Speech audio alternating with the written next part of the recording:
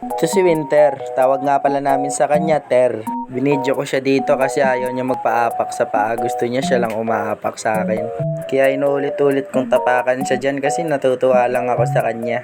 Ayaw niya kasi magpatalo sa tuwing apakan ko siya. At dito nga naiinis na siya kaya umaamba na. Pinapakiramdaman niya kung kailan niya ako kakalmutin. Yung tipong asar na siya tapos hindi niya na napigilan, pak.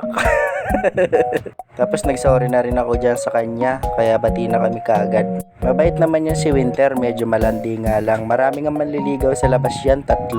Lagi ko siya nahuhuli sa pinto namin kung may karengkeng. Kaya nga sabi ko sa kanya mag-aral muna bago lumandi, baka mabuntis ka kaagad. Ewan ko ba sa pusa na to, napakaantukin, tulog na naman. Ang gawain lang niyan dito, kukain at natutulog lang. Binabangungot pa nga ata siya dito, ni sleep paralysis. At meron nga siya binabanggit dito. Pogi, sige na. Huwag niyo kalimutang i-follow ako guys, yun lang, salamat.